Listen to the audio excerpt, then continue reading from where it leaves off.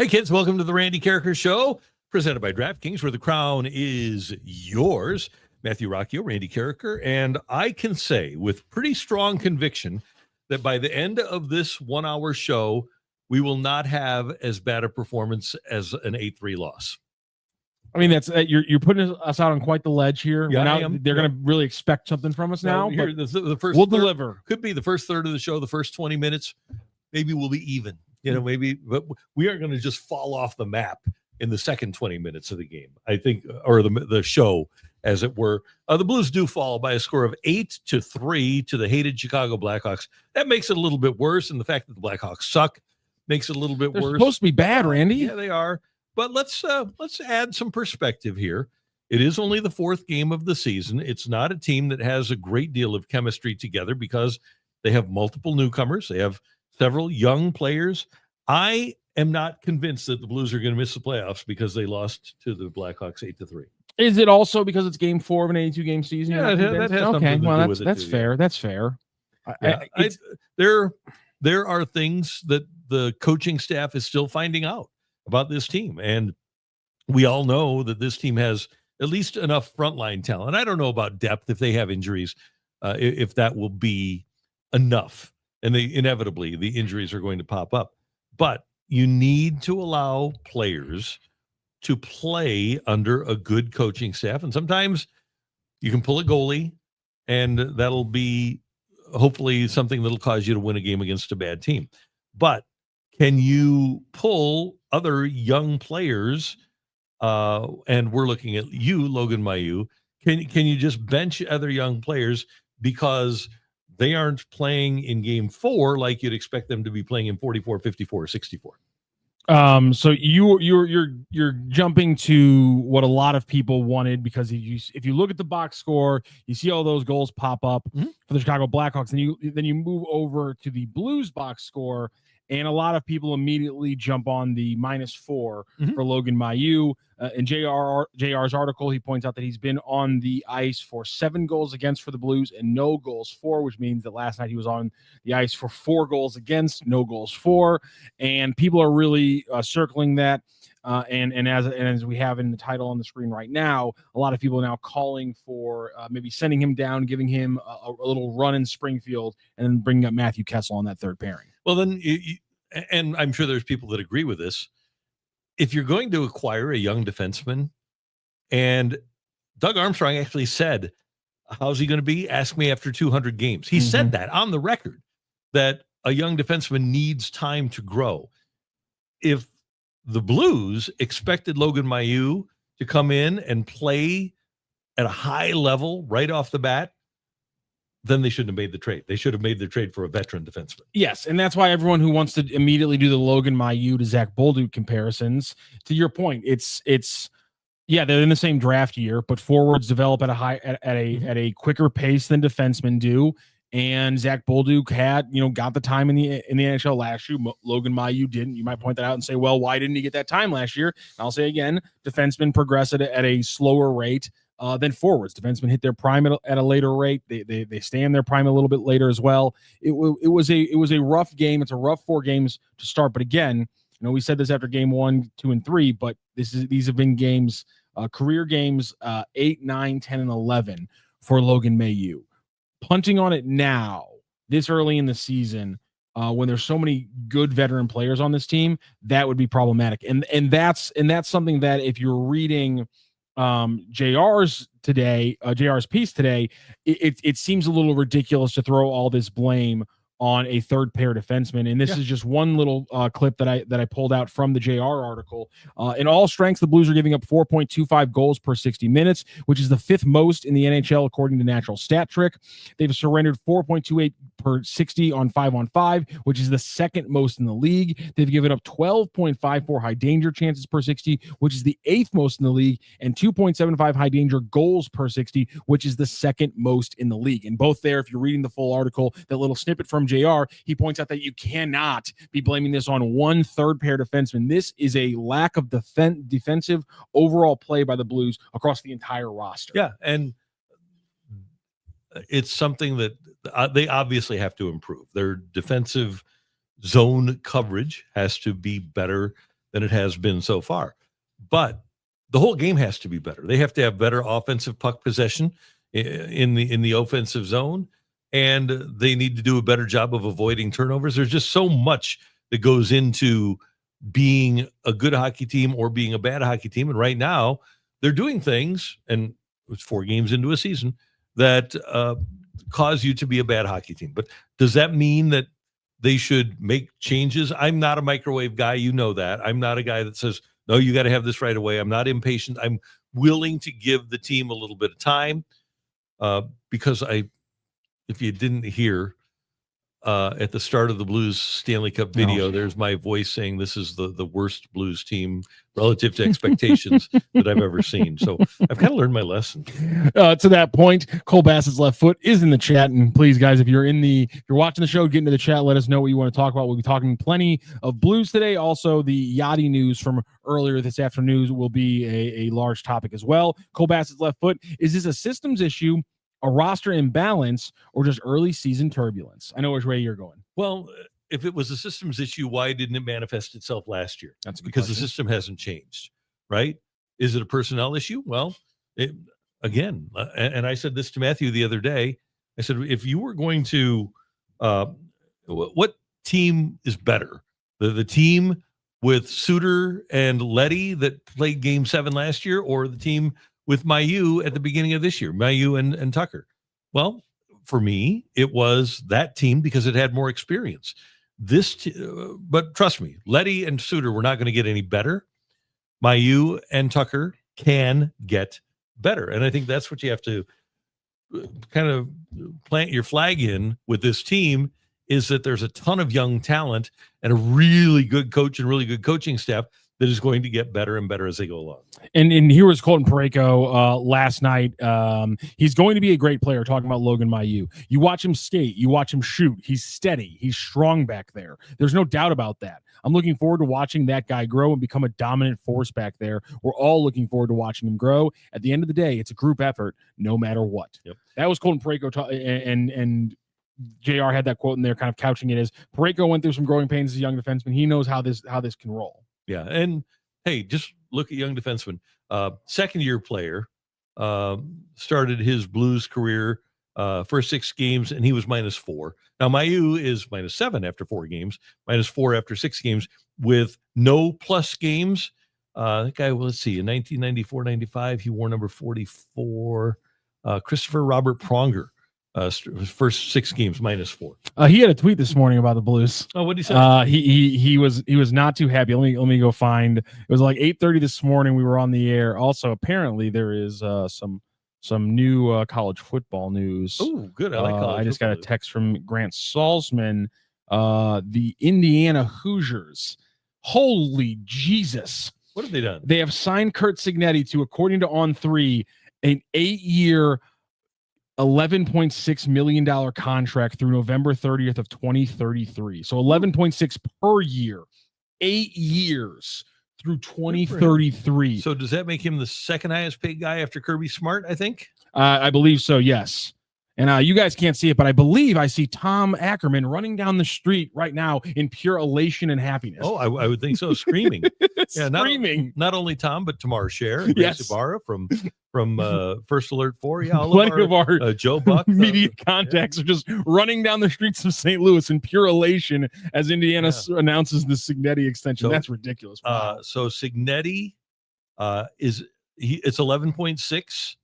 So he's behind only Kirby Smart and Ryan Day at 11.6. He surpasses Lincoln Riley's 11.537, Dabo's 11.447, Steve Sarkisian's 10.8, Lanning's 10.4, Kalen DeBoer's 10.25, Brian Kelly's 10.175, Belichick at 10.1, and then you've got Kiffin, Eli, and Heupel, and Mark Stoops all at $9 million. So without ever winning a championship game or a playoff game, Curt Cignetti, it's an 8-year contract at 11.6 per year. Damn it.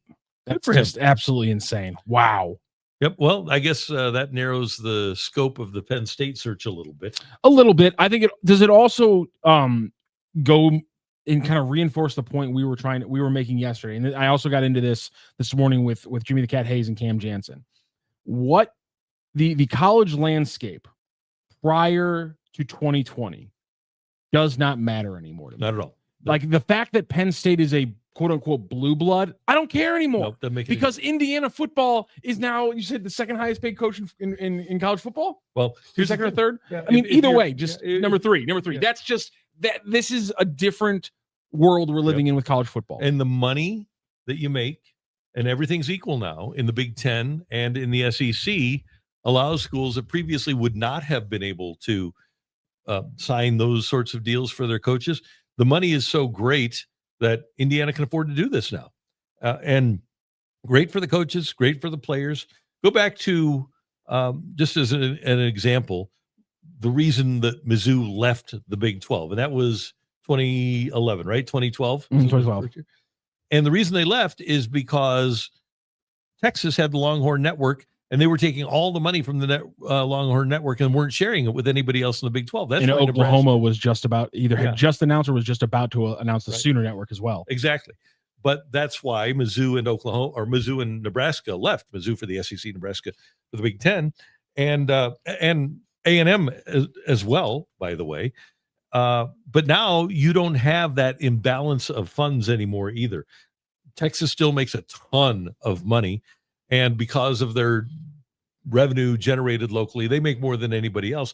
But the fact of the matter is, the Indiana Hoosiers can go make Curt Cignetti the third highest paid coach in America and still plan on making plenty of money. I mean, it's a perfect encapsulation. I love that it's coming out now, because to the people who say, why would Eli Drinkwitz not want to go to one of these blue blood schools, I'd turn and be like, why would Frank Cignetti double down in Indiana if he can't jump? Because if you have the money, if you have the infrastructure, and if you've been there for a couple of years, like it's why would you change pace when you have the ball rolling down the hill? And there's no doubt in anyone's mind, looking at the program down in Columbia, or heck, looking at the program in Bloomington, they have the ball rolling down the hill in a positive way.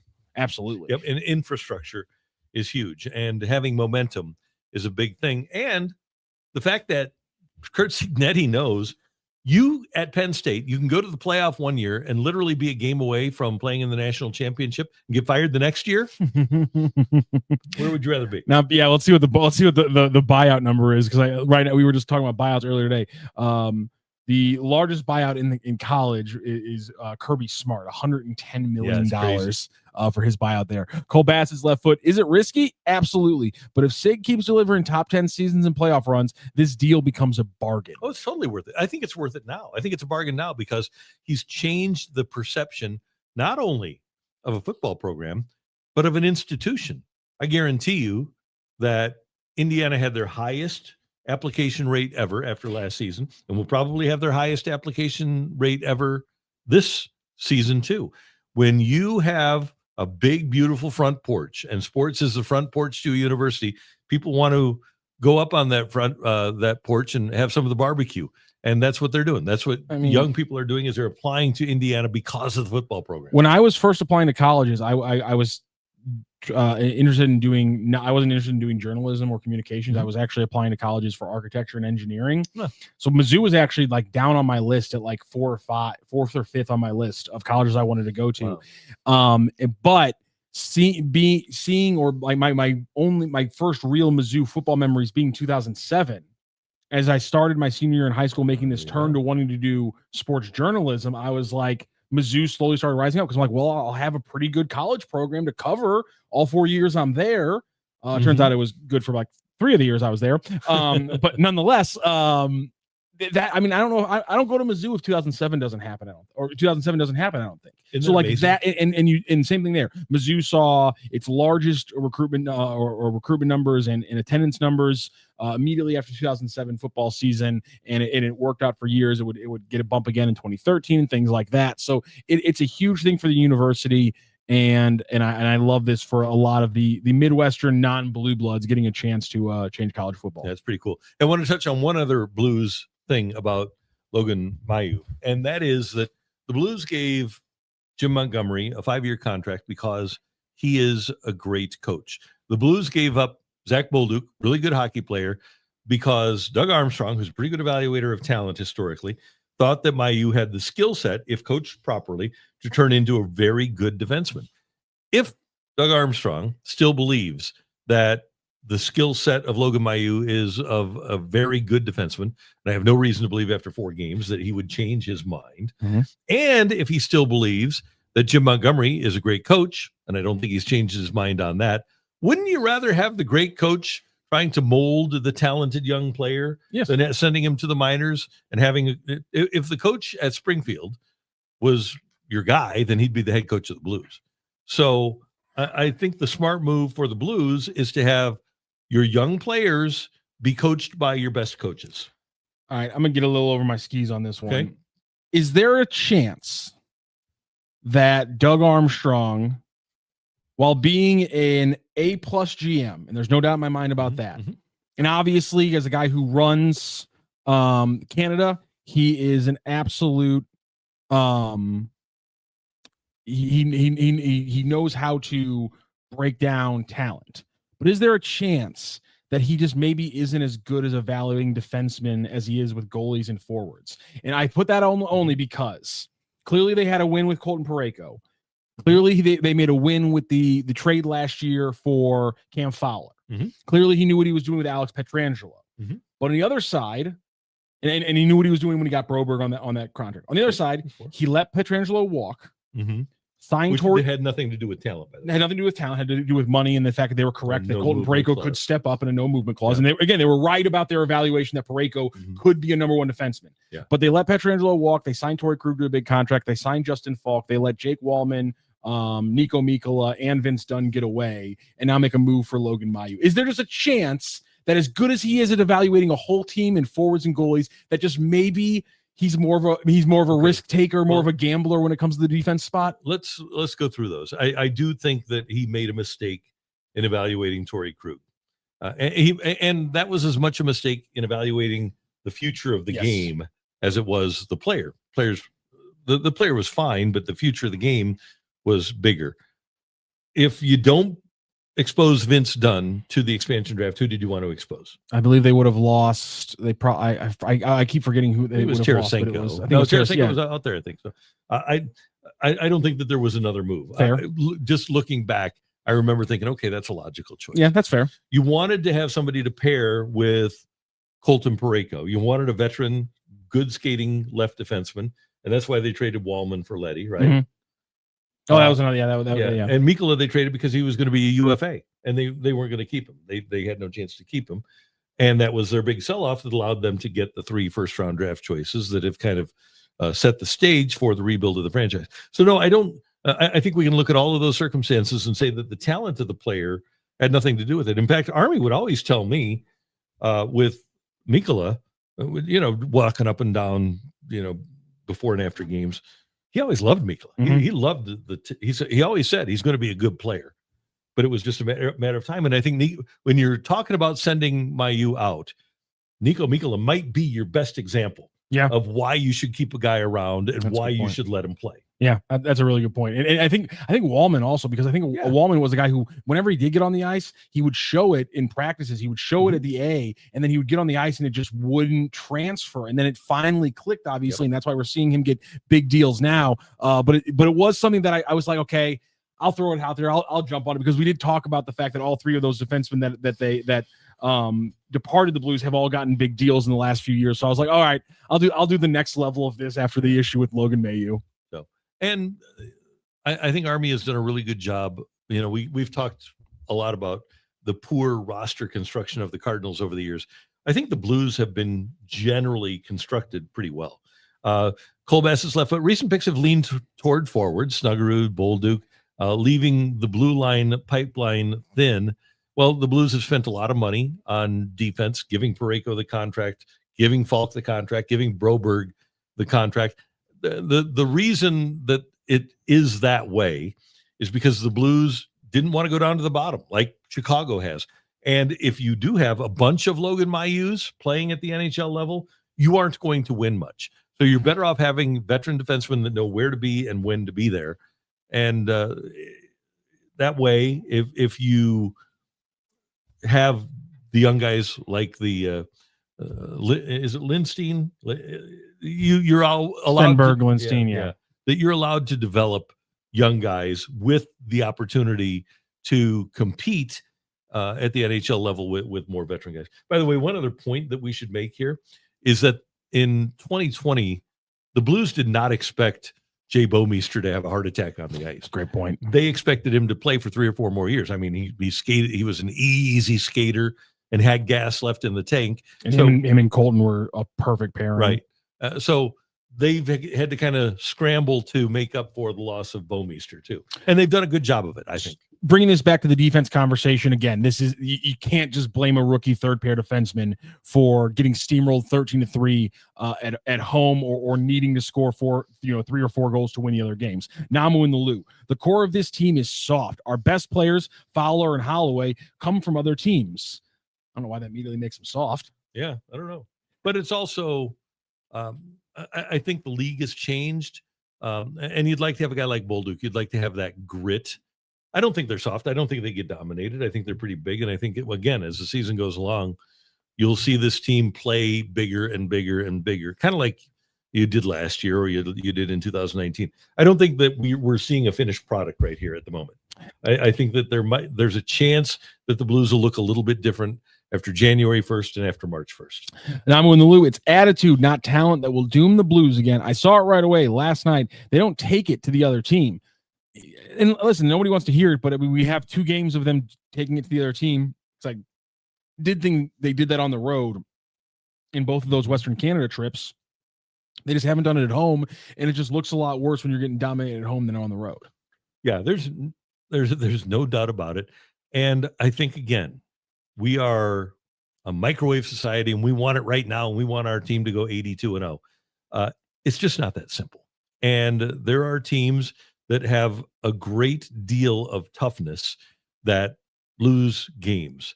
Last year, the Florida Panthers went to Ottawa, lost 3-1, went to Buffalo, lost 5-3.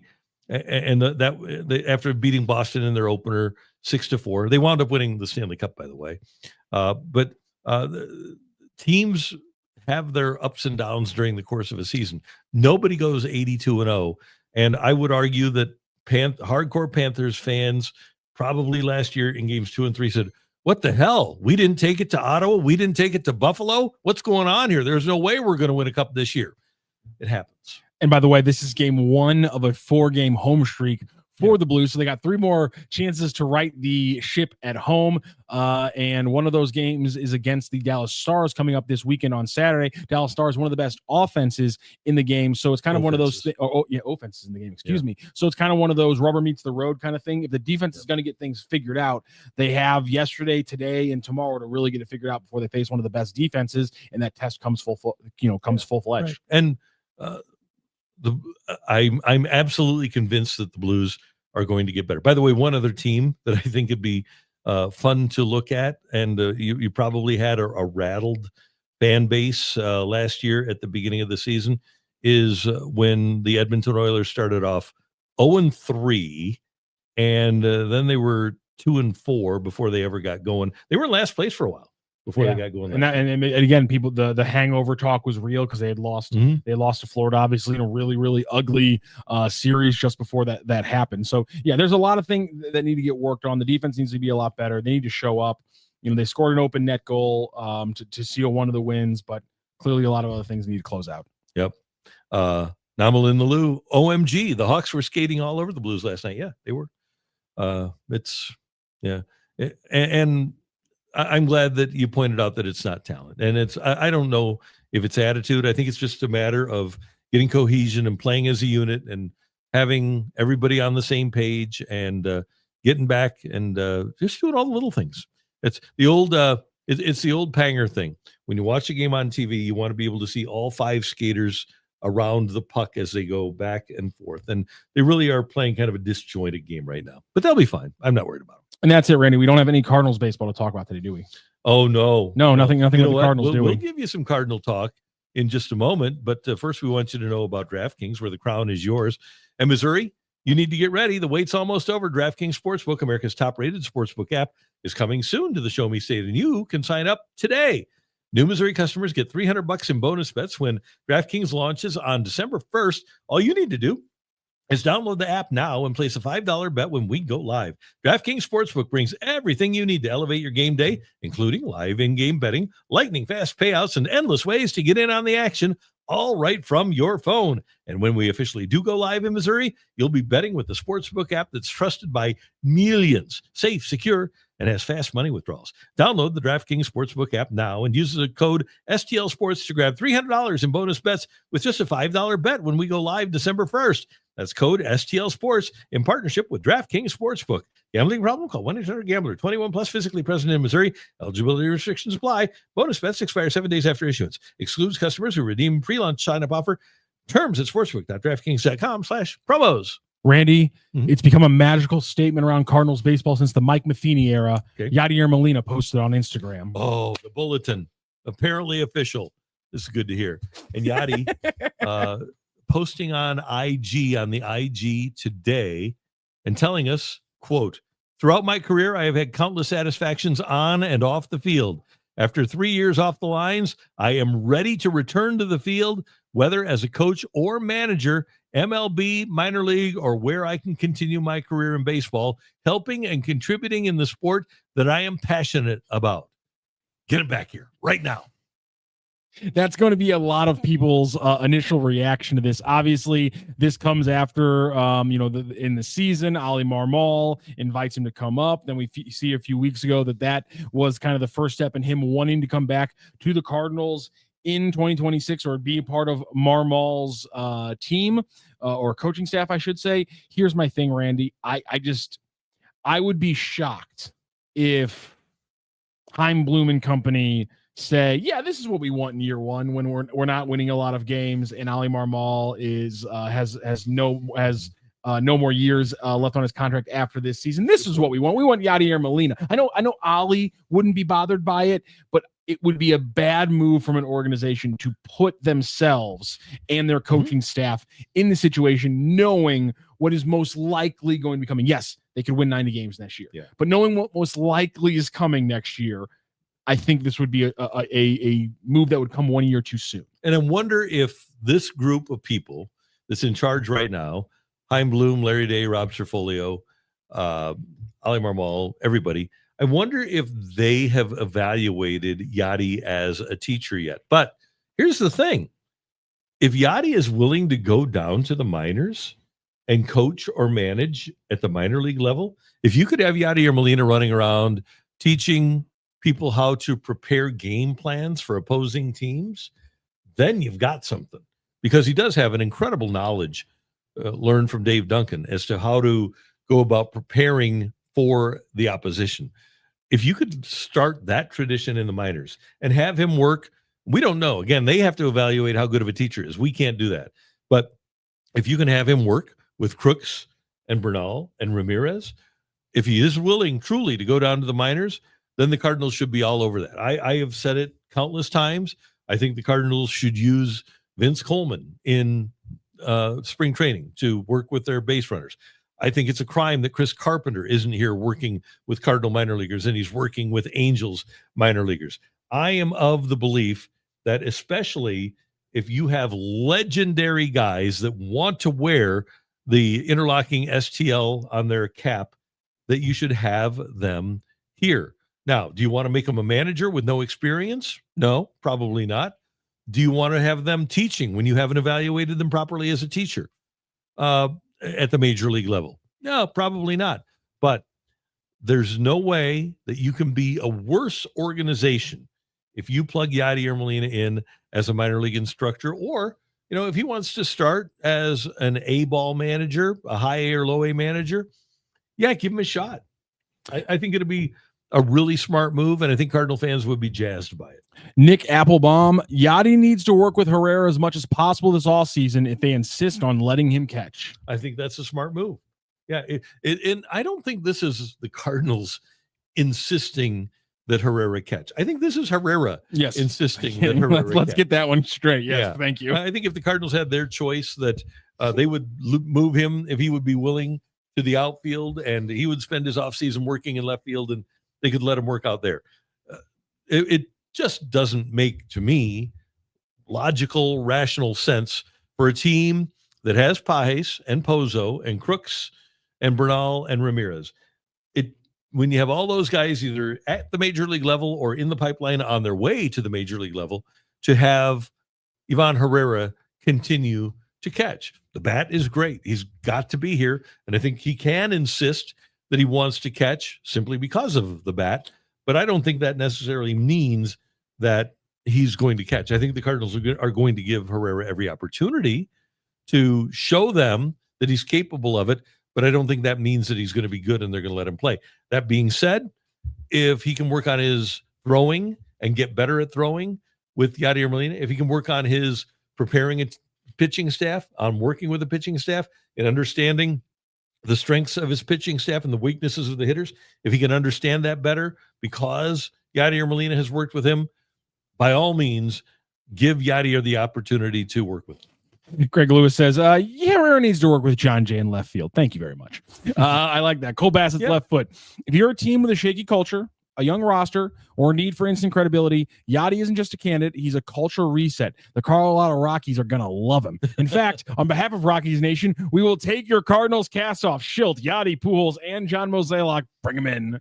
Well, there you go. Can I say this? Yeah. Because, and the reason why I made the joke about the Matheny era is not just because it's convenient, but also because Yadi doesn't post on Instagram for no reason. Mm-hmm. Him saying and making a public statement that he's ready to manage or coach. Is he putting the Cardinals on watch here that they don't have discovery rights on him as a coach? No, exactly. They don't. And if Albert Pujols gets a job, whether it's Anaheim or Baltimore, does he hire Yadi to be a coach on his staff? It wouldn't shock me at all. No, that's one thing. Hey, we know that Albert Pujols can get Yadi, moving and back into the States. Right. You know who else played with him a lot? Skip Schumacher. Oh yeah. Oh no, I didn't think about that one. Yeah. So I'm sure that if Skip thinks that Yadier Molina would be a great coach on his staff, Yadi's family lives in Texas now. Austin. Oh, I didn't even think about that either. Yeah, Austin is not close to Dallas-Fort Worth, but it'd be a much easier, a 3-hour drive, 3-hour drive? It's funny you say that because earlier today on Cards 365, Brendan Schaefer and Joe Roderick were batting this about. And because they also kind of had a similar thing of like, is this a shot across the bow? Is this a little bit of like, hey, everybody, I know I told you I wanted to come back. Now I'm letting everyone know I want to come back. Mm-hmm. And Joe's point was that Yadi doesn't really have a lot of connections or doesn't really have any connections other than maybe his brothers to other Major League Baseball teams. But Pujols managing somewhere, Skip managing somewhere, Skip managing somewhere in Texas. I mean, you can draw some not so thin lines into connecting Yadi to those franchises. Oh, I don't think there's any question that you can do that. And I don't think it necessarily stops there. By the way, Mike Elias, the general manager of the Orioles, was also in the Cardinal organization when Yadier Molina was here. So there's the fit there. But I think you can go around baseball and find a lot of situations. Nick Punto being on the Padres staff, obviously being very familiar with Yadi. And, those catchers are kind of a fraternity, and so many catchers are managers now. I would think that there's probably a few guys out there that would at least check out gauge the interest of Yadier Molina in joining their organization. Craig Lewis, Yadi can get to Dallas pretty easy by plane or helicopter. Yeah, well, wouldn't be too hard. So let's just move it forward to the hypothetical. Okay, if we're looking at a 2026 where the Texas Rangers are led by Skip Schumacher, let's say the Orioles are led by Albert Pujols, and Yadier Molina is already on one of those two staffs. What's your reaction? What do you think the St. Louis reaction is? I think that would probably be the best move for him, because even if he's just a coach, there is going to be the expectation that he's going to make everybody around him better. There's going to be a lot of pressure if he's here. If Yadier Molina is in Baltimore, they're going to say, oh, we've got a guy to coach up our young catchers, Rutschman and Basayo, right? If he's in Anaheim, they're going to say, oh, you know what? This was just a guy for us, but maybe he'll be able to get Mike Trout going. But I don't think there will be a tremendous with Pujols and then Yadier Molina on the staff. Maybe those guys can help a young team ascend. I don't think that the pressure in any of the places that we've talked about, whether it's Texas, and this is only as a coach, or Baltimore or Anaheim. I don't think if Yadier is a coach on any of those staffs that he's thought of any differently than any other coach, as opposed to here, where he's thought of as a deity, as a guy who just because he's got the birds on the bat on his chest, the team is going to win. I don't think that if Yadier Molina is a coach in Baltimore, the fans are going to say, oh, Yadier Molina's here, we're going to win. I don't think if he's a coach in Texas, they're going to say, oh, Yadier Molina's here, we're going to win. I don't think that if he's a coach in Anaheim, if he has the Angels on his chest, that they're going to say, oh, we're going to win. But if he has the birds on the bat, Cardinal fans are going to say, oh, Yadi's here, we're going to win. You agree with that? Oh, I hadn't even thought about that, but you're absolutely correct. How much softer of a landing it is for Yadi to go to a different organization where he's just another guy who's been in baseball his entire life. Obviously, there's going to be a little different heft because there's not a ton of Hall of Fame catchers or just Hall of Famers who are walking those hallways. But a lot of the guys who played in our coaching were solid players, and so yeah, it's a different landing, a lot softer, and people are going to take it a lot differently. And more than that, the expectation, like if you put an article out in Texas that Yadi's working with the catchers, people are going to know that he's a good defensive catcher. That's a big deal. You put that article out in St. Louis, and people are going to genuflect as you talk about it. Like it's like you said, it's going to be completely different. The hero analysis of him and everything. We talked about it already with Pujols and Yadi more as a manager, but to your point, just as a coach, that kind of soft landing really changes your ability to like reacclimate and change your mindset. And I also think, by the way, that coaching for a year, especially if the team experiences success, will get Yadi much closer to being a manager. When you look around now, Stephen Vogt, great manager with the Guardians. He was a catcher.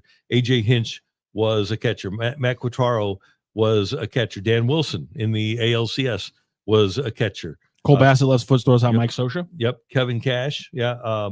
And then you look in the National League, Lavello was a catcher. And let's see, I thought there was another reasonably successful manager that was, Bochy just retired. So, but it's amazing how many catchers become managers because they kind of have to manage a game from behind the plate. I think a year of coaching opens Yadi up to every opening next year.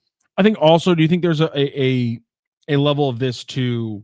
And I'm not saying this is an active thing. This might be more of a passive thought process, but Yadier Molina is who he is going to be. And I have a feeling like when he brings his style of coaching, it's going to have a lot of remnants of who coached him, i.e. Tony La Russa. Okay. And so, how much does that style work still? I think we're seeing that right now with San Diego.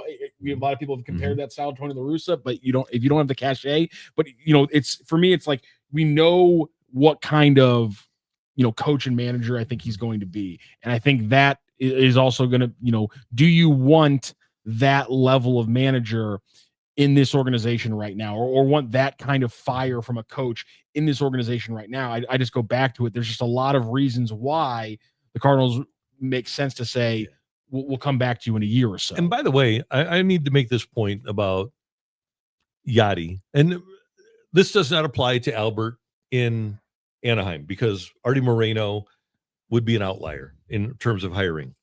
But if Albert Pujols goes and sits down with the Orioles and their general manager, Mike Elias, said, okay, so here's what's going to happen. You're going to be our manager, but before every game, I'm going to bring Sigma Dahl and our other analytics guys down to your office, and we're going to talk about what you need to do in terms of building a lineup, and we're going to talk about the script that you're going to use for bringing in relief pitchers. Is that something that Albert Pujols is really going to buy into? Is he going to be essentially a puppet for the analytics front office? That will happen in certain places. It will not happen to Skip Schumacher in Texas, where Chris Young is a former player and the general manager there. Skip is going to be allowed to manage just like Bruce Bochy was. But apparently Manassian in Anaheim is that way. He's a guy that likes to have his fingerprints on what happens in each individual game.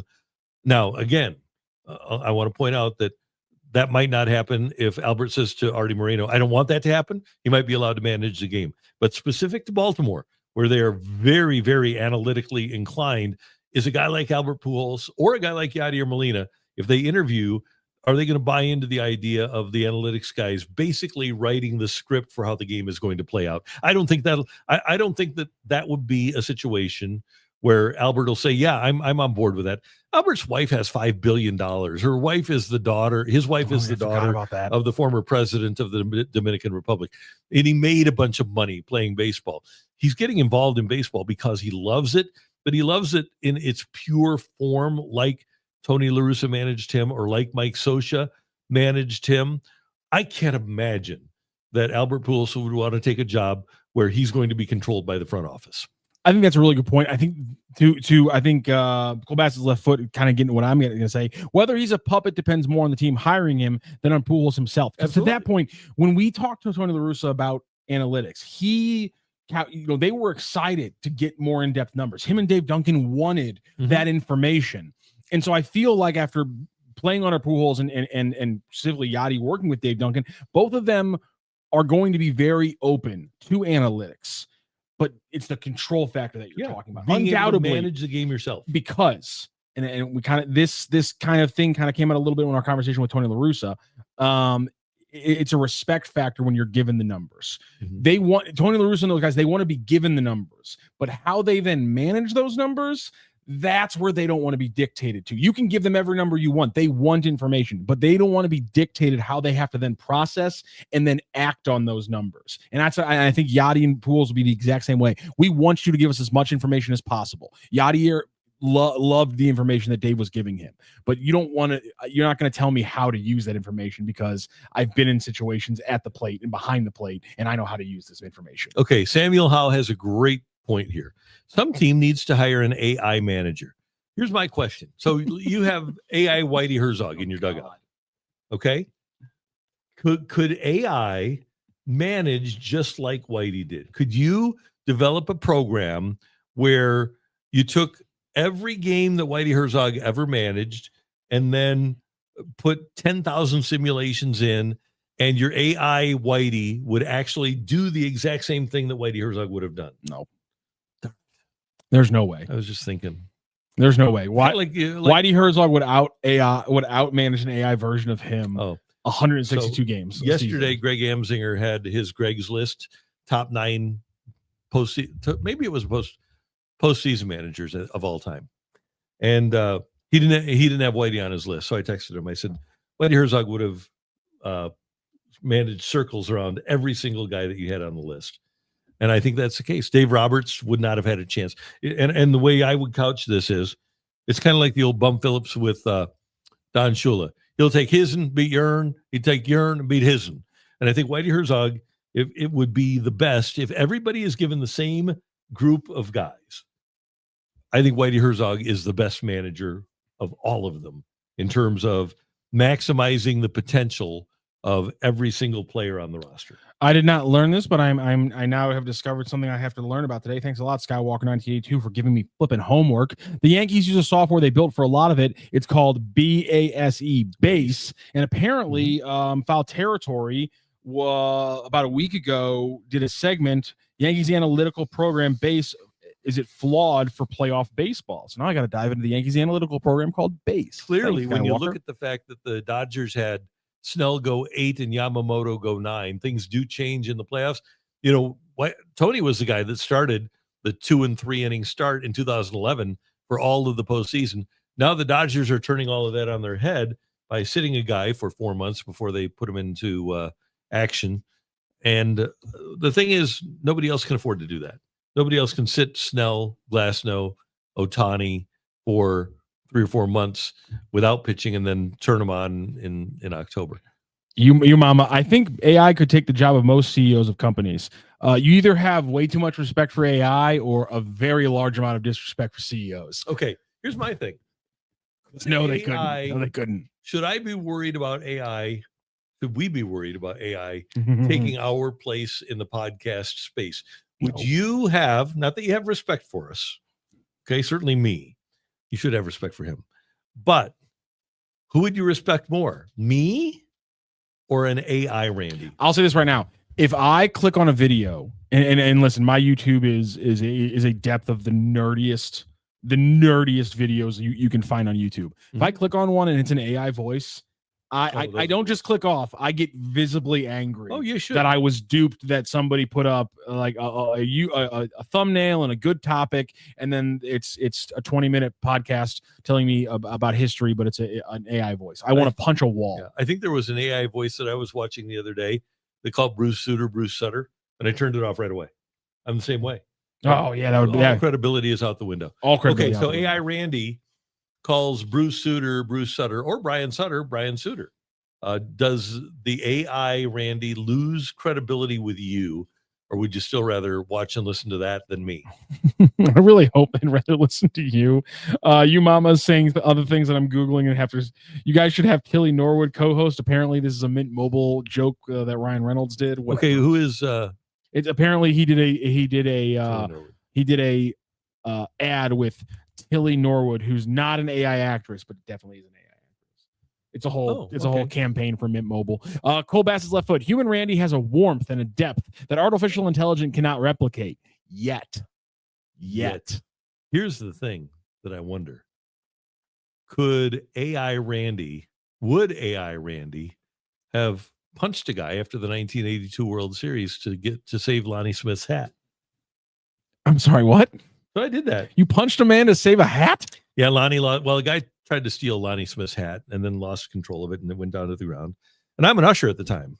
Oh, lay down the law. We're on the field, and we're on the pitcher's mound, and just Google 1982 World Series Game 7 field or Busch Stadium or whatever. Take a look at the crowd shot there.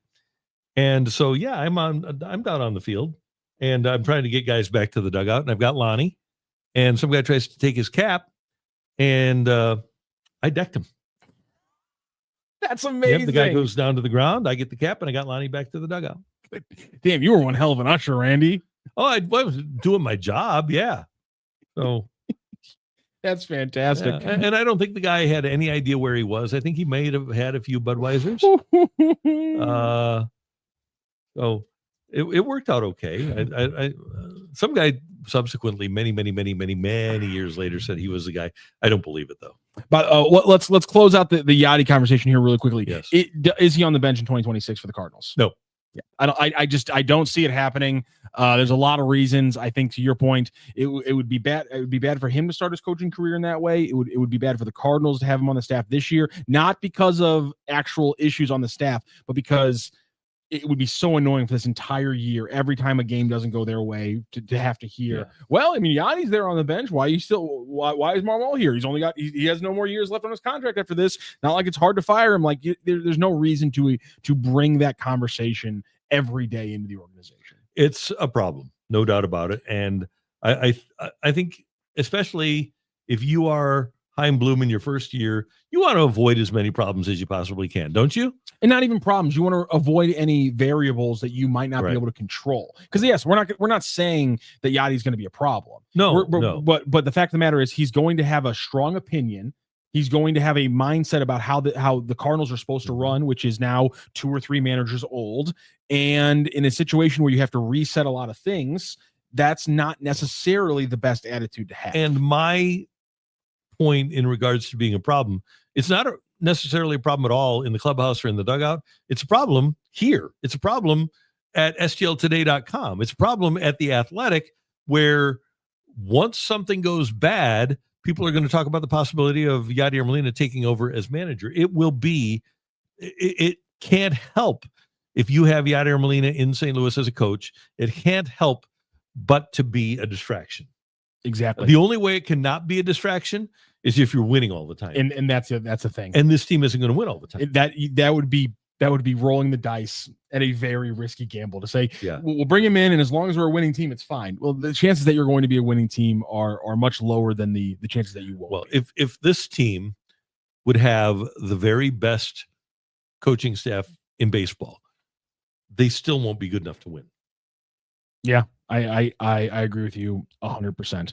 Let's hit a couple of these chats before we go. We have some people chiming in from the Blues conversation. Deadly St. Louis says the Blues have a goaltender issue. Listen, the players certainly don't agree with you. I'm not ready to agree with you. Canada doesn't agree with you. Yeah. And here's the thing. I got to admit, sometimes the best takes we have are the ones not said.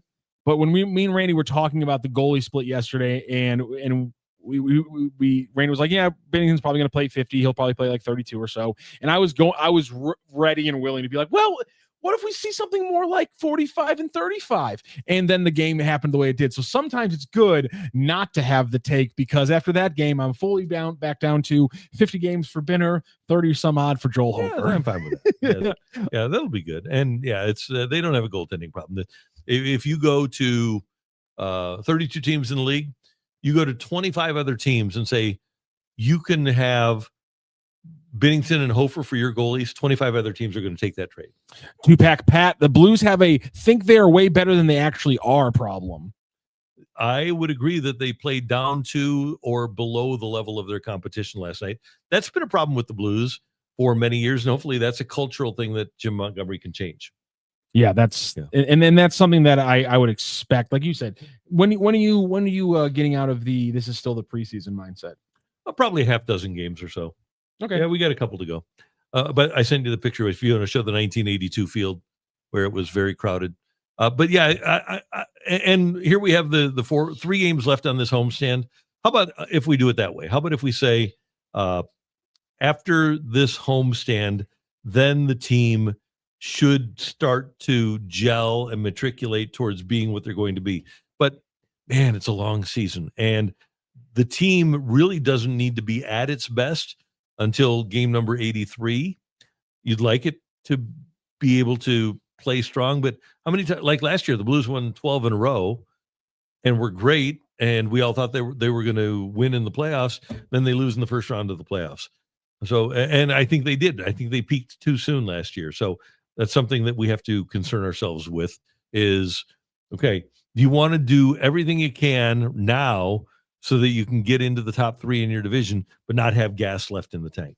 Greg Lewis says, I'm just saying, AI Randy is saying there is a goalie problem. So, no, don't make judgments in any sport, even the National Football League, on 4 games. Don't judge a player. Don't judge a team on 4 games, unless they're doing the same thing that they've always done before. But this is a completely different team than last year. It's way too early, in my opinion, to make a judgment and say whether or not this team or these players are going to be good or bad. Okay, so Randy, wait, hold on a second. But what if I'm making that determination because the Pro Football Focus grades tell me that Patrick Mahomes is a mediocre quarterback? Yeah, don't believe it. Oh, okay. Unless you think that going to the Super Bowl 5 times is mediocrity. I mean, who doesn't do that? Well, nobody. I'm saying, like, I'm all you did was go to the Super Bowl 5 times. I mean, not very good. Geez. So you got Dallas, impressed by that, the Kings, and the Utah Hockey Club. So give me 5 more games, and I will. So on the 27th, I will give you judgment on the Blues. That's 1, 2, 3, 4, 5, 6, 7, 8, 9, 10. Give me 10 games, and I will give you I'll give you a grade after 10 games, after a portion of the season. That's fair. And Randy, you wanted me to pull up this picture. Oh yeah, so this is the picture of the crowd on the field after the 1982 World Series. Oh my God. Now the next year, Philadelphia won, and they brought horses down to the field with people that had guns riding the horses, and that kept the people in Philadelphia off of the field. And I don't think we've had a stormed World Series championship field since then. Have we had an American championship? Have the field stormed at all since the 1982 World Series? That's a great question. Was this the last time we saw a professional field storming? Yeah, it hasn't happened in hockey. It's wild to me as a kid, by the way. Like I think the first time it really hit me was it was the Hank Aaron anniversary, and they're playing the thing, and it was like the first time that I'm like 12 years old, and I go, wait a second. Why has no one explained to me why there are two people who are shaking his hand as he rounds third? This seems like if happened today, those guys would be tackled immediately by security. And it blows my mind that happened. Craig Sager's at home plate trying to interview him at home plate. That one too. It's so like that, like so like the way it changed, like the fact that there was a field storming after a St. Louis playoff game in the 80s is wild to me. I think the only way that it could have happened since then, and I don't recall, would have been an NBA one. Because certainly it didn't happen in a Super Bowl or a Stanley Cup. Oh, that's a good question. Right? Yeah. So, and if it hasn't happened in baseball, and I'm trying to think, so they shut it down after that. Like Philly said no, and then everyone else from there. In Detroit, let's Google Detroit in 1984, because they were throwing clods of dirt at Jack Buck. Oh my gosh! In the booth. So maybe Detroit in 1984 was. They may have stormed the field after the World Series. This is something I've never thought about before, but now I really want to know, like the last time a professional team in America stormed, like their fans stormed the field. Yeah, they did in Detroit, and and their broadcast booth was really low in Detroit, and Jack actually had his glove with him. He had a glove so that he could catch the dirt clods that were being thrown from the field. Yeah, so they did have a field. I don't think it was as big as ours, but it looks like in Detroit they had a pretty good field storming after the Tigers beat the Padres for the 1984 World Series. Didn't happen in 85. Didn't happen in 86 when the Mets won. Didn't happen in 87 when the Twins won. Didn't happen in 88 when the Doyers won. And according to this right now, I'm on Google right now. It never happened at a Super Bowl. The last NFL game where fans broke through and rushed the field, Buffalo Bills versus Miami Dolphins on September 7th of 1980. The Bills broke a 20-game losing streak against the division rival, and on that day, prompting 79,000 fans in attendance at Rich Stadium to storm the field and tear down the stadium's goalposts. The last professional football field storming was in the USFL in 1983. Okay, good. Hey, we're going to talk to our friend, the head coach at Lindenwood, Jed Stugart, and he should join us momentarily, I think. Is Coach there for us? Not just yet. Okay, we'll get him, and we will talk to him about Lindenwood with a big football game coming up, and we're looking forward to it as they have homecoming coming up on Saturday over at Hunter Field, and the coach will be with us. By the way, Mizzou, as we mentioned earlier on in the show, is taking on Auburn, and so it should be a great sports weekend. And let me see if I have anything. I sent the link again. Okay, good. Case.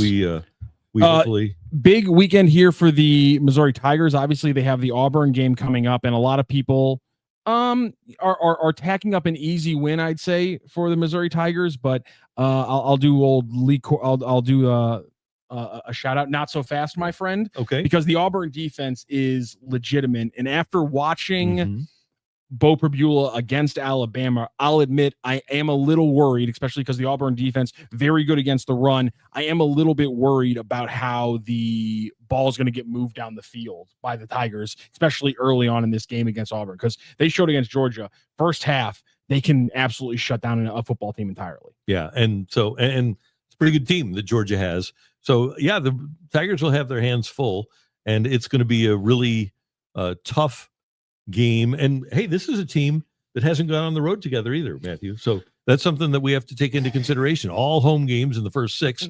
So are they going to be able to come away with a representative performance on the road? It's hard to play on the road and win. It is. It's hard to run the ball on the road, especially. The simple thing is, like, we know the game plan here for the Tigers. Like we've talked about it too. Howard Richards did a great huddle up with Howard, with Mike Claiborne earlier this week, where they talked about it as well. Just the rhythm and the lack of the short game. That's something that it makes no sense to me why it's not there, and it makes no sense to me why they shouldn't be able to get back to it in a relatively standard rhythm. Again, good Auburn defense, but keep plugging along. It should finally break in their favor. All right. Do we have the coach? We do. Jed Stugart, the head coach at the Lindenwood University. They take on Tennessee Tech at 1 o'clock at Hunter Stadium on Saturday afternoon. Tennessee Tech is rated number 8 in the country. And there's the coach right there practicing and working and taking some time with us. Coach, thanks so much. Sorry that we got to you late. How you doing? Oh, I'm doing great, guys. I just want to stand out here so you can guys see that I actually work a little bit. So I just figured this place to stand, so I'm not guilty of sitting in my office like last time. No, you're in the office right now. You're in the real office right now. Right. It's a beautiful day out here, and yeah, not the typical October weather, but so we'll take it while we can get it. Yeah. Hey, Coach, do you feel like, and it's so hard now to build any football team, whether it's pro football or whether it's FBS or FCS, do you know what to expect from your team on a week-to-week basis now? I think we're starting to a little bit more, just because I feel like we've really been battle tested. That's kind of what we've told our team this whole week, facing a really good football team. Is I feel like we've really been battle tested with 4 of our first 6 games were on the road. We've played 2 FBS opponents, and I feel like we've actually played them pretty well. So we've faced big backs, we've faced wide, fast receivers, we've faced good quarterbacks, we've faced adversity on the road. I do feel like I felt like it kind of came together against UT Martin, where we kind of played 4 quarters of consistent football, where I feel like all those things that we've learned to that point are started to come together.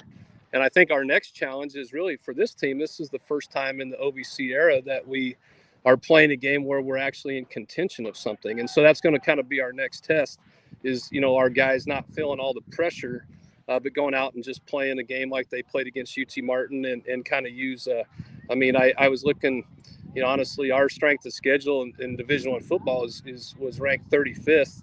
I think theirs was a lot lower than ours. So I feel like, we've been a little battle tested.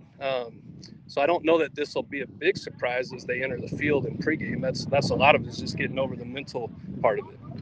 And one of the things about being in a situation is we can talk all we want. And actually, Coach, you can talk all you want about the carrot. But once the ball is kicked off, it's about playing the game, and being motivated by what you can do down the road really doesn't factor in, does it?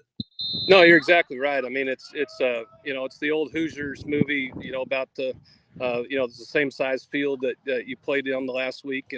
And you prepare your guys, you do all that. You got to be careful in big games like this, because you don't want to build up too much to your team where you almost kind of psych them out and put that much pressure on them. But that's, Randy, you hit it on the head. That's what we talked about this week is, we're going to prepare. We have this motto every week. We want to prepare as though we're playing against the national champion. We should be doing that every week as it is. And then, once the ball's placed and kicked off, you got to go play football. And I think that's the first time really in the OVC era, like playing a very quality team like UT Martin 2 weeks ago. We looked like we belonged. We looked like we were in control of the game, and the kids did just that. They because we hadn't had a good track record against UT Martin before that, and so we passed a little test there. This will be even a bigger test this Saturday. I know you guys had one of your OVC games early in the schedule, but now you really get into your OVC schedule, including 3 straight OVC games at home. Obviously, the win over UT Martin coming up this weekend against Tennessee Tech. But was it able to set up like a different practice schedule for you guys, knowing you had all 3 of these weeks back to back to back at home, and could maybe strategize and build practice a little bit differently? Yeah, I think we follow the same practice plan, really. So the practices didn't change much. I think just that feeling of like being at home. Our guys have played well at home. Both of our win against Stony Brook, our win against UT Martin, being at home, and we won. We had great energy. We had a good crowd. So I don't know if it changes too much about practice. Because we've been doing this now for about 3 weeks. With the bye week. So it feels a little. I think our practices are more efficient, more focused, knowing that we're not having to leave on a Friday. We can be at home and practicing on Friday. I think that would be the big difference. Jed, I got a couple of big picture questions for you. Number one, is the parity in college football now? It looks like parity. You never know what to expect at any level. Is it totally a product of the transfer portal and NIL, or is there something else at play here that's causing the level of parity where we don't like? And that's why I asked you off the bat if you knew what to expect. Is there something else at play that causes us to not know what to expect? Oh, most definitely. Like, that's one thing I find, interesting in my career. You always, every year you play the same team. There's a lot of similar faces that come back. So you got a pretty good idea of what to expect. I think, this team we're playing Saturday, they have so many new faces. They were really big in the transfer portal. Bobby Wilder kind of was very open about that they were going to go out and really hit the portal pretty hard. So there's a lot of new faces. Never seen this quarterback, never seen these receivers, never seen one of these running backs. Two or three of their offensive linemen are brand new. And I think that's common for us now because we face that every week. We're not as much of a transfer portal heavy team. We're kind of a high school development. We fill in the cracks with some transfers here and there, but we're still a pretty high school development. That, and the jury's still out on that. What's the best formula? I felt long ago when we moved up to Division I thought, if we can bite the bullet early and start recruiting really good young players and develop them, and as they get older, and that's what we're seeing a little bit with this team. I mean, we got a very young offensive line, but they're very good, and we hope to have them here for the next couple of years as they keep getting better. So, that's the thing. UT Martin was heavy. They're always a heavy transfer team. I felt like, the way we played, I felt like we were the better team. We get to test that out a little bit Saturday, but yeah, Randy, everything's changed so much with this. You either have to kind of change with those times a little bit, or you're going to get passed up. But I don't think the secret is just going so heavy in the portal, because the other thing too that a lot of programs struggle with is the culture of their locker room. When you bring so many new faces in for 1 year and things like that, I still am a believer in culture wins, and you got to be careful with that as well.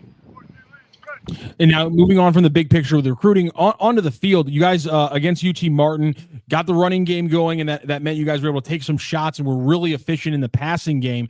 As a coach from either side of the ball, when you talk about using the run to set up the pass, do you need to have a game like you guys were having where you're ripping off 5-yard runs, or is it just about the consistency of showing the run to get the defense to kind of buy into it? No, you're right on point with that. I mean, sometimes you can set up the run by the pass too. I think it can go both ways. It's really based on the looks that you give a defense and what the box is going to look like and what they give. With so many offenses now, with being an option offense, meaning with RPOs and things like that, and quarterbacks counting the box, I think our philosophy has always been that we're going to be very patient with the run. Even this week, we're facing a really good defensive line. They put a lot of people, they make plays behind the line of scrimmage, and we're not going to abandon that, because we've also been able to gash some people, and maybe the first 3 runs aren't going the way you want them to, but eventually you kind of hit one, you get some confidence going, and then as they start to load up the box, we like to take shots down the field.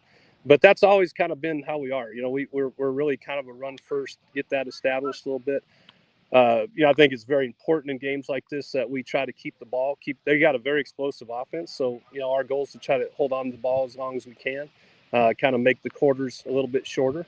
That's part of our strategy, and when you have a good run offense, you can do that. And we finally got some healthy running backs. Steve Hall's probably the healthiest he's been yet to date, especially the bye week helping him. So we're going to stay patient with that. It's going to be a tough deal. I mean, if our fans are going to see, we're probably not going to be busting off all these long runs all the time, but we're going to stay patient with the run game for sure. And we've been talking a lot about this with some other programs around the area, but when you do have an offense built like that, how important is just the drive by drive rhythm of the offense to actually get something going consistently? Well, you have to, this is something early on in the season that we had to really talk with our offense, because, to your point, you can't get discouraged by that. And I think early on, if we weren't getting a first down, or if we had a punt, or if we didn't score on a drive, or maybe it was a field goal on a drive, I think early in the season we got a little dejected. Like, hey, that was an unsuccessful series. That's not always the case. When you're talking about field position and things like that, it's gonna, it's hard to win games in college football. So I mean, I think our guys now, we saw that at UT Martin. There was times where we went 3 and out and had a punt. But I just felt like our offense came to the sideline. They didn't have that kind of discouraged look. We always say stay on the wheel. And then we went back out there and we put a little drive together. And maybe we had a punt after 3 first downs. But, you got to have that persistent. You can't get discouraged with that. I mean, you're not going to score on every possession. That's just the reality. And, so it's funny you bring that up, because that's something we talked about early on, is you can't get discouraged, man. You got to keep staying on the wheel and keep grinding, and something good's going to happen. Hey, Jed, I don't know if you can see on your phone, but I'm wearing the colors today. I I see it, Randy. I can see the logo, man. I am. And That's I'll be always, there. yes, always grateful for our proud alum, no doubt. Yeah. And I'll be there on Saturday, 1:00, Hunter Stadium. Tickets are available. One last thing. I want my business to be like your business. So James Franklin goes to the playoff last year, gets fired on Saturday. Curt Cignetti's name comes up as a possibility to replace Franklin, and Cignetti gets $93 million over 8 years today, a year and a half into his job at Indiana. Not bad. Not bad. I've got a meeting with Jason Coomer tomorrow to see if there's anything I can leverage out of this deal with James Franklin, and but I don't think that's the case. But we will start the rumor here. Judd Stugart is a candidate for Penn State. If you guys could kind of get that going a little bit, it would help my meeting tomorrow with Jason. No, did you ever dream we'd be in a business where if you got fired, you're going to make $58 or $70 million? Never dreamed. I need that. Yeah, I mean, I'd never go back into coaching again. I think I'd be trying to join your show a little bit, have a little fun. We would have a lot of fun. Yeah, this college business, man, is crazy. There's no doubt. It's unbelievable. Thanks so much for the time. We always appreciate it, and we'll see you Saturday, 1:00 at Hunter Stadium. Thank you, sir. Thanks, guys. Go Lions. Go Lions. That is Judd Stugart. He is the head coach at Lindenwood. $93 million over 8 years for Curt Cignetti today. Unbelievable. Think about this. Just think about your entire life, and really my entire life too, that the third highest paid college football coach is at Indiana. Who saw that coming? Did you ever have that on your bingo card? And Indiana basketball last won the Big Ten how many years ago? Like it's unbelievable how that program or that entire school has shifted relevance in the sports landscape. Kevin Warren, who was the commissioner of the Big Ten and now is the president of the Bears, told me when he was commissioner of the Big Ten, he said, when we're negotiating TV contracts, it's 85% football and 15% all the other sports. That includes men's basketball, women's basketball. 85% of what they get from television for a conference and for programs is tied to college football. So there's no doubt that college football drives the bus 100% for college sports. So they made the national final back in 2002 when Mike Davis was the head coach there. And they had a pretty good run under Tom Crean. They were a number 1 seed, number 4 seed, and a number 5 seed under Crean. But they have been the AP number 1 since Bobby Knight left. 1 season, and that was in 2013. There's only been 1 year where Indiana has touched number 1. There's 1 additional year where they've touched number 3, and that is it for Indiana basketball since Bobby Knight left in 1999-2000. We've got some great stuff coming up for you. A conversation with Bernie Miklas. Also, Tony Khan from wrestling fame is going to join us, and he will be right here with us on STL Sports Central as well. Looking forward to that. Also, going to be talking a little hoops. Yeah, Josh Church is going to join us, and we'll have that up on STL Sports Central YouTube. Looking forward to it. Wilson got us on the air. Great job as always, Matthew. Thank you, sir. You as well. That is Matthew Rocchio, and I'm Randy Karraker. Thanks for joining us on STL Sports Central, presented by DraftKings, where the crown is yours.